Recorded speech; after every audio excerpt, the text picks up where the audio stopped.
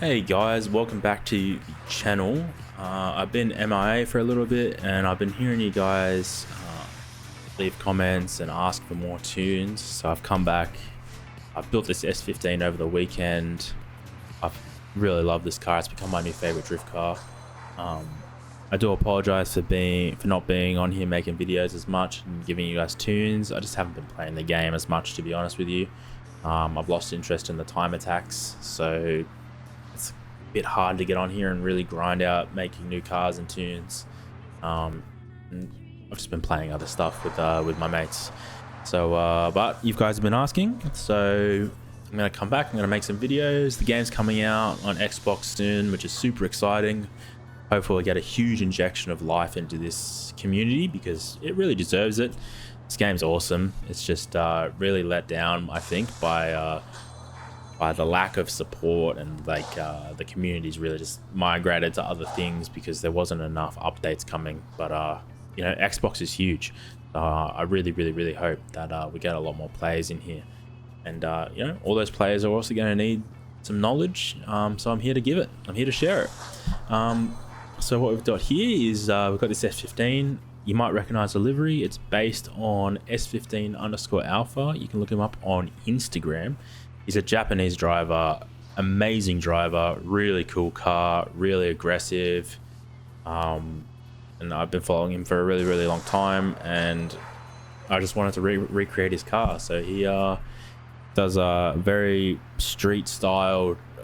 He's a very street style driver, does a lot of tight tracks like Meihan. He's done Ebisu and things like that as well. I just wanted to recreate his car because I've been loving this new course that we found on here, which is super similar to Meihan, and this car's perfectly suited for it. So we're at 1100 kilos. Most of the S chassis I build in this game are around 1300 with nearly 400 horsepower, so this is much lighter, much more responsive. So we'll get into the tune now, and I'll show you exactly what I've done to make it feel so good.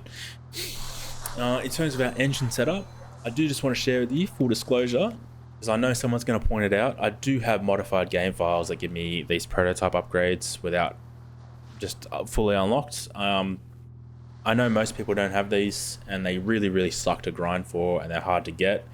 So in the suspension tuning, I've done all of that with just ultimate parts. So doesn't matter if you've got the prototype parts or not, you'll be able to follow this tune along just fine in terms of the tunability, because really with the engine and the gearbox and the weight, the ultimate parts they're more than fine. You don't need the prototype parts. You can copy the weight and the power without them.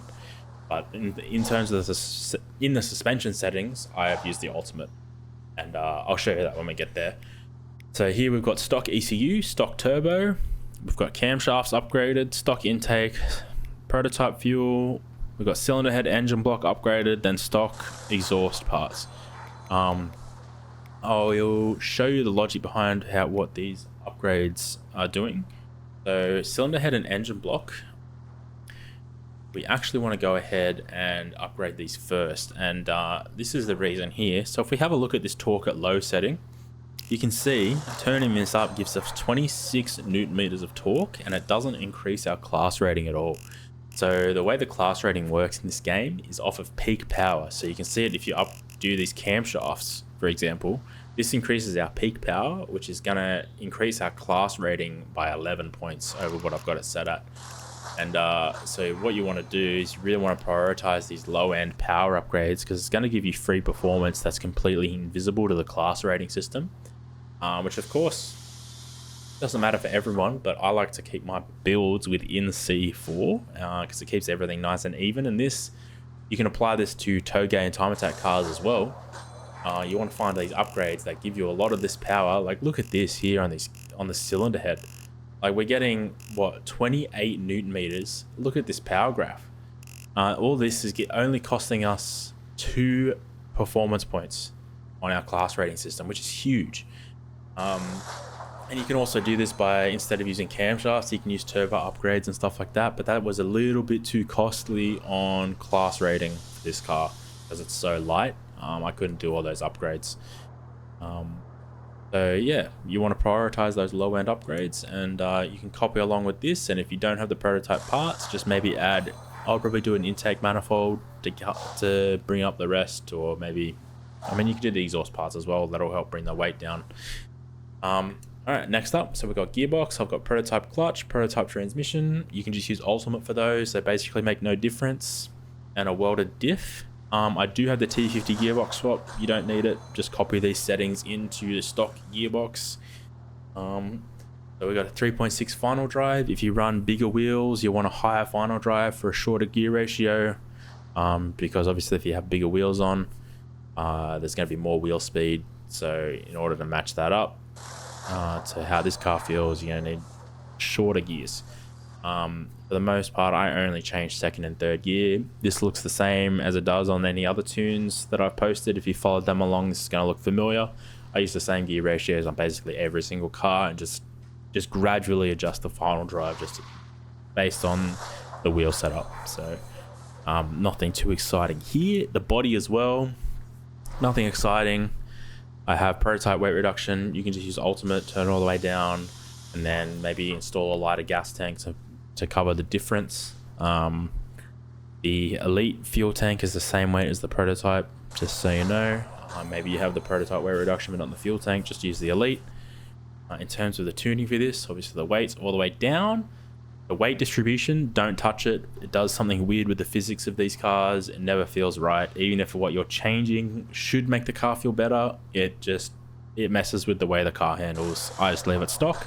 And center of mass, always turn it down, makes the car feel way better. Alright, so suspension, like I said, I do have the prototype stuff available, but I've done this all on ultimate. So even if you just are starting and you haven't got access to any prototype parts, you can follow this along just fine. So we have ultimate everything except brakes. Stock brakes have a lower braking force. I find it is more forgiving for left foot braking, having the lower braking force with a 55% brake balance, compared to having ultimate brakes and having the brake balance all the way forward. If you do that, you can put it forward to like 80-85%. And it feels okay, but I always felt that I was pressing my brakes too hard with that extra braking force. So the stock brakes is a bit better, in my opinion. Ultimate springs, and then dampers. You can do ultimate dampers and do all the tuning. I used to do that. It just takes too long, and then it's annoying. I find, especially if I'm drifting, I like being able to build the car, drift it, and change all the other settings. I just don't like doing the damper tuning for these cars. For the most part, it doesn't actually make any sense. And the sport dampers are, I would say, 95% as good as getting ultimate dampers tuned perfectly, at least for drifting in this game. So just install the sports, and you can set it and forget it. It's my preference. I do it for every single car now. I don't tune them at all, so don't worry about it. In terms of the actual setup, I will slowly run through these, so you got plenty of time to copy them, and I'll explain a bit of logic behind every single one of these settings where it really matters and what you can change if you have prototypes. There are spring length and spring stiffness. We want a really stiff front end on this car because it's set up to be really aggressive and flicky. Because like I said, I run this on a Mayhan style course on this game, and this feels awesome for that because there's a lot of flicks and fast transitions.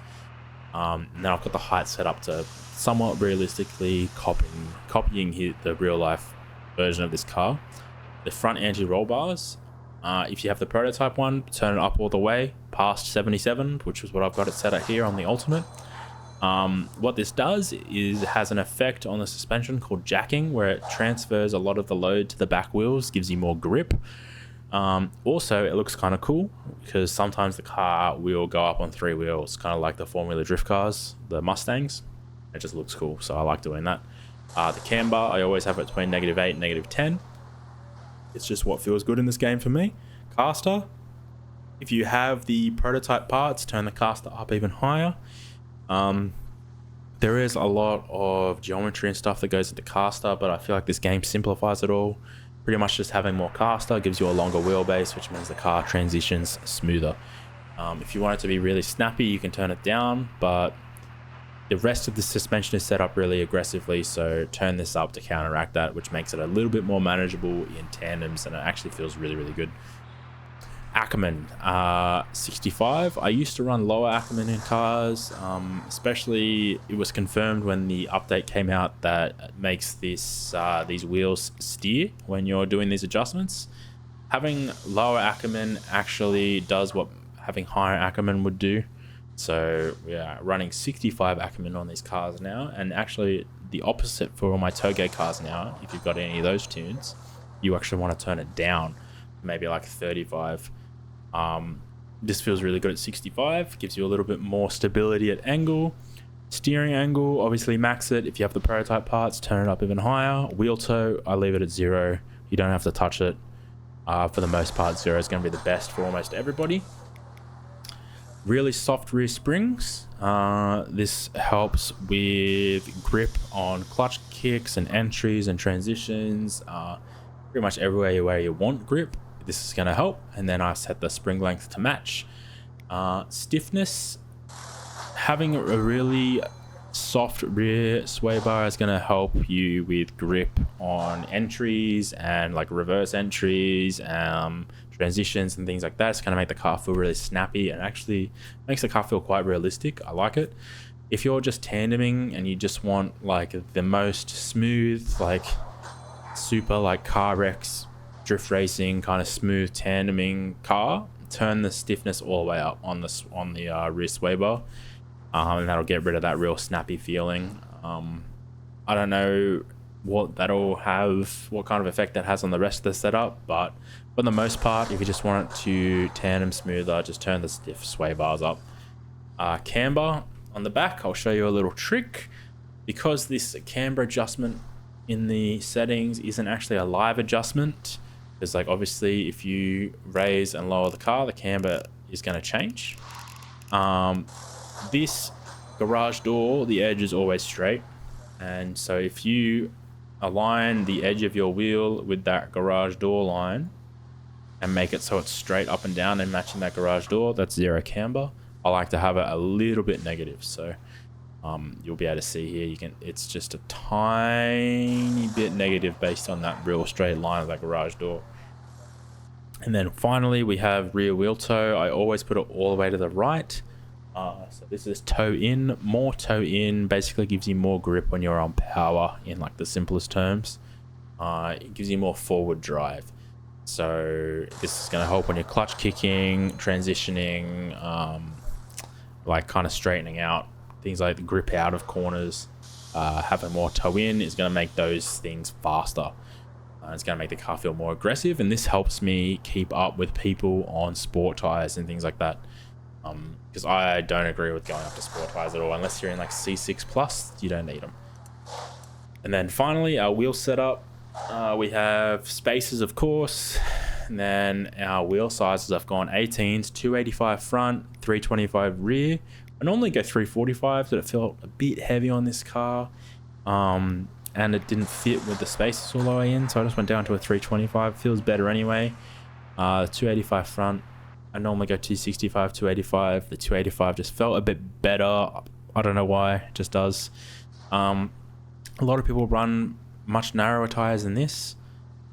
Just don't do it. Just people who run narrow tires then put sport pluses and sport tires and street pluses to try and keep up with people who are fast. Like, it's because you're running little tires with no grip. Just run the bigger tires, use street tires, and you'll be able to keep up with everyone for the most part. So this is my preferred setup, and then we have our tire profiles here, just -5s, racing -5s. You can use stretch as well. I just prefer the look of the racings on this car. I think they look really good with this super aggressive like D1 style setup. And then in terms of the tuning here, pressure on the front all the way up helps the front wheels slide at big angles instead of understeering. And then rear tires, I have the pressures all the way down, so when I'm clutch kicking and doing entries and stuff, it's really responsive, and it actually helps you scrub speed. So if you're doing an entry or a transition and you just aren't touching any buttons, the car will slow down on its own, more so than if you had the pressures higher. So I keep it at 1, and then obviously the spacers, you can set them how you want for the stance. And that's the whole tune. So I hope you guys try this car out. I hope you like it. Let me know. And then if there's any other cars you guys want to see, let me know as well. I'm happy. I've got so many cars in this game and so many tunes I can share. I could literally make videos for a year and make one every single day. I have so much crap in this game. So I hope you guys enjoyed, and I hope you guys like the car. Peace out.